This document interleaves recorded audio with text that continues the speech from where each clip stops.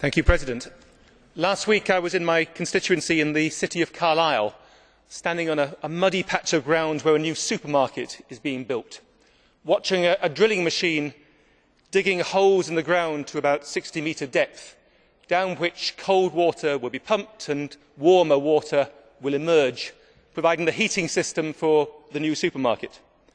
This ground source heat pump system will save about £100,000 a year to the developers and have a payback of 8 years at most, possibly less. Now, if this is the steps we have to take to develop a low carbon economy, drill a few holes in the ground, then it doesn't seem that difficult to me. But there's two lessons from this. The first is that the financial mechanism alone should have encouraged supermarket developers and the like to invest in simple technology of this kind. But often it takes regulation to make it. Financial mechanisms alone have not stimulated the market sufficiently. And secondly, it takes time. One building here, one building there won't make much difference. But every large building constructed over the next 40 years will make a difference. Endorsement of the Commission's roadmap to a competitive low-carbon economy by 2050 provides the framework for measures to enable us to reduce our emissions of carbon dioxide by more than 80% over the next few decades. And because I believe, and this House believes, that global warming presents a threat to billions on this planet over decades to come, that's something important to us all. But I accept what the Polish Environment Minister said in his letter to colleagues at the Environment Council last week. He made some good arguments.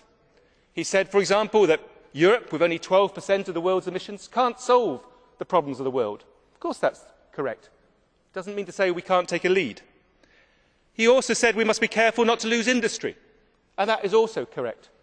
We don't want to lose jobs overseas as a result of the measures we take to deal with climate change. But let's not exaggerate this. Let's not pretend that we've lost most of these jobs because of climate change measures. They've gone because of many, many other reasons, not because of the emissions trading system or anything like it. But what was really missing from the argument put forward by the Polish minister was the dynamics of the process. That actually setting targets, introducing the appropriate regulations can drive forward innovation. Look at the car industry.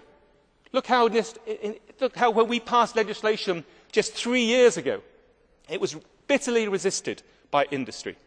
And yet they far exceeded the CO2 reduction targets we set. They've done a brilliant job and not simply reduced their emissions but made their vehicles more fuel efficient so they're cheaper to drive, so consumers have got a better deal out of it.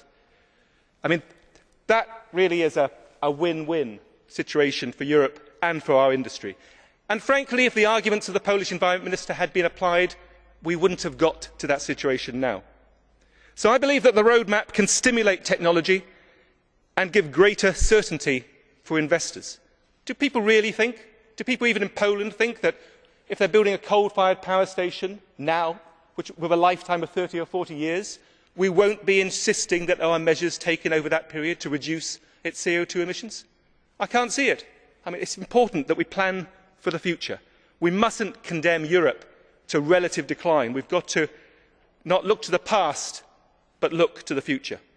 So, Commissioner, I hope the Parliament today will endorse the roadmap. I hope you will embrace many of the ideas put forward in it by my colleagues here.